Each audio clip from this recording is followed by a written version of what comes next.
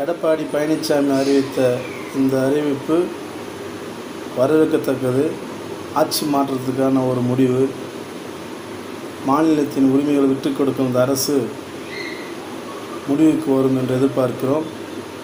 நல்ல ஒரு முடிவை இந்த தமிழ்நாடு எதிர்நோக்கி காத்து கொண்டிருக்கிறது.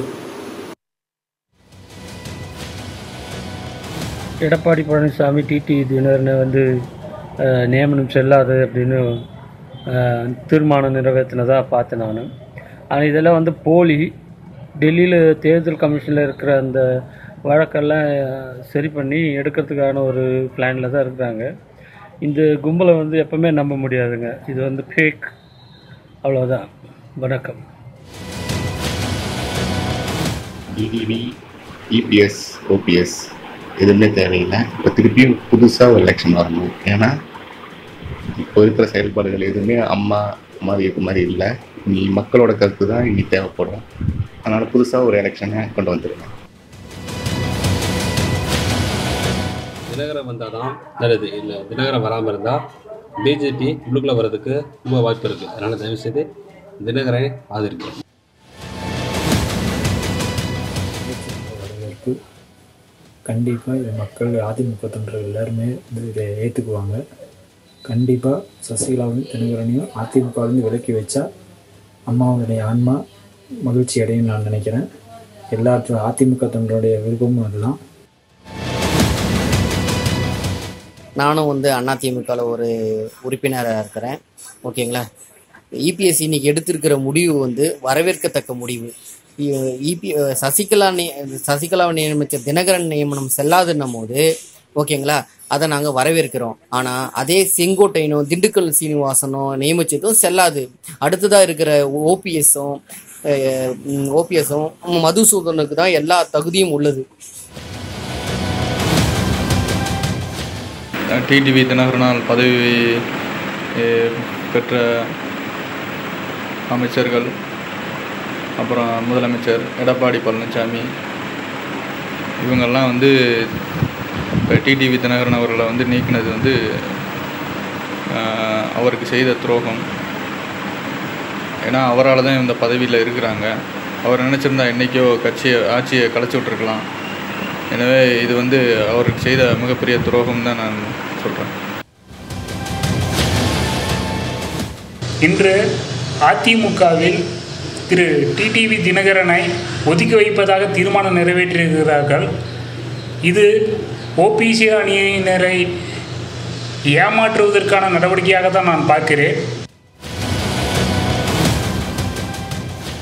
உங்கள் ஓபிஎஸ், இபிஎஸ், டிடிவி நீங்கள் யார் எங்களுக்கு தலைவர் வராங்க அதை பற்றி கவலை இல்லை. 1.5 கோடி தொண்டர்களை தேசம் நினைத்து பார்த்து நல்ல ஒரு முடிவெடுத்து ரெட்டலையை மீட்டு மீண்டும் நல்ல ஒரு ஆட்சியை நம்முடைய தமிழ்நாட்டில் என்றும் இரட்டையிலே தான் ஆளும் என்பதை நிலைநாட்டும் கேட்டு கோவை மாநகர் மாவட்ட இளைஞர் பாச இளமங்கள் பாச சார்பாக உங்களை எல்லாம் மன்றாடி கைகூப்பி கேட்டுக்கொள்கிறோம். ஒரு பழமொழி இருக்குது, வளர்த்த ஆடு நெஞ்சில் பாயும் அப்படின்ட்டு. அந்த பழமொழிக்கு ஏற்ற போல் சிஎம் அவர்கள் இன்றைக்கி தீர்மானம் நிறைவேற்றிருக்காங்க. இது எதனாலன்னு கேட்டிங்கன்னா, என்னை பொறுத்த வரைக்கும் 2 ரீசன்ஸ். ஒன்று ஐடி ரெய்டு பயத்தினால் உள்ள பயம் அவருக்கு மட்டும் இல்லை, மற்ற ரெஸ்ட் ஆஃப் த மினிஸ்டர்ஸுக்கும் இருக்குது. இன்னொன்று பிஜேபி பேக்கப் பண்ணுது அப்படிங்கிற ஒரு திமிர்னால.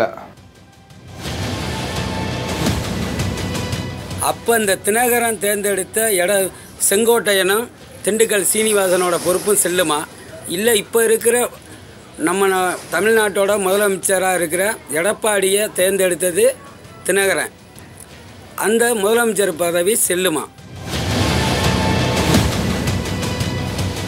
முதல்ல புரட்சி தலைவி அம்மா அவர்கள் தான் பொதுச் செயலாளராக இருந்தாங்க. அவங்க மறைவுக்கு பின்னாடி யாரையுமே கட்சியில் பொதுச் செயலாளரை முறைப்படி நியமிக்கவில்லை. நியமன பொதுச் செயலாளரை தான் வச்சுருந்துருக்காங்க. அதனால் நியமன பொதுச் செயலாளர் ஒரு துணை பொதுச் செயலாளரை செலெக்ஷன் பண்ணிட்டு போனது செல்லாது, சட்ட விதிகள் படி செல்லாது. அம்மாவுடைய சொத்துக்களை ஒரு குடும்பத்தைச் சேர்ந்த ஒரு கூட்டம் கொள்ளையடித்து வைத்துக் கொண்டது. அதே கூட்டம் கட்சியையும் தன்னுடைய கைக்கு வைத்துக் கொண்டது. இன்று ஓபிஎஸ், இபிஎஸ் இணைகிறார்கள் என்பது எங்களுக்கு மட்டற்ற மகிழ்ச்சியை தருகிறது. இருந்தாலே நன்றி விசுவாசம் இருக்கவன் தான் தமிழன்னு சொல்லியிருக்காங்க. ஆனால் இன்றைக்கி அந்த நன்றி விசுவாசம் இல்லாத பழனிசாமி வந்து தினகரனை கட்சியிலேருந்து வெளியில் அனுப்புகிறதா சொல்லியிருக்காரு. 1.5 கோடி தொண்டர்களும் வந்து இந்த கருத்தை ஏற்றுக்குருவாங்கன்னு சொல்கிறாரு. தொண்டர்களோட கருத்துன்னு தான் அவர் சொல்கிறாரு. ஆனால் எங்களை மாதிரி தொண்டர்கள்ட்ட அவங்க இன்ன வரைக்கும் கேட்டதே இல்லை, எதுவும் பண்ணதில்லை. அந்த 10 அமைச்சர் சொல்கிறதான் அவர் கேட்டுட்ருக்காரு. தினகரன் தலைமையை ஏற்று நடக்க அவர் முடியாட்டி ஆட்சியை கலைச்சிட்டு திரும்ப ஆட்சியை எலெக்ஷன்லேருந்து அவர் ஜெயிக்க சொல்லுங்கள். அவர் தான் உண்மையான அதிமுக நாங்கள் ஏற்றுக்கிறோம். டிடிவி தினகரன் அவர்கள் நீக்கியதை நாங்கள் வன்மையாக கண்டிக்கிறோம். அவர் இல்லையில் கட்சி இல்லை. அவர் நியமனம் செல்லாத சொல்வதற்கு இபிஎஸ் திரு எடப்பாடி பழனிசாமி அவர்கள் ஆலோசனை கூட்டத்தில் எடுக்கப்பட்ட தீர்மானம் வரவேற்கத்தக்க விஷயம். கட்சியின் விதிமுறைகளின்படி அதிமுக பொதுச் செயலாளராக நியமிக்கப்பட்டவர்கள் கட்சியின் விதிமுறைகளின்படி செல்லுமா செல்லாதா என்பதை முதலில் மக்களுக்கு தெளிவுபடுத்த வேண்டும். பிறகு கட்சியின் விதிமுறையின்படி முதலில் பொதுச் செயலாளரை முறையாக தேர்ந்தெடுத்து கட்சிக்கு நியமிக்க வேண்டும். இதை செய்திருந்தால் எந்த ஒரு பிரச்சனையும் அதிமுக கட்சிக்கு நேர்ந்திருக்காது என்பது பொதுமக்களுடைய கருத்தாக நான் சொல்கிறேன். இது கடைந்தெடுத்த சந்தர்ப்பவாதம் என்று தான் சொல்ல முடியும். காரணம், இதே தினகரன் சசிகலா வைத்து தான் இவர்கள் ஆட்சிக்கு வந்தார்கள். இதே தினகரனை வைத்து தான் ஆர்கே நகர் இடைத்தேர்தலிலே வேட்பாளருக்கு உண்டான பிரச்சாரத்தில் ஈடுபட்டார்கள். இன்று மத்திய பிஜேபி அரசாங்கம் சொல்வதற்கு தலையாட்டுவதற்காக வேண்டி இவர்கள் தேவையில்லை, இது கட்சிக்கு கொள்கைக்கு மாற்றமானது என்று சொல்கிறார்கள் என்று சொன்னால் இது முழுக்க கடைந்தெடுத்த சந்தர்ப்பவாதம். அதிமுக தொண்டர்கள் இனிமேல் தான் சரியான முடிவை எடுப்பார்கள்.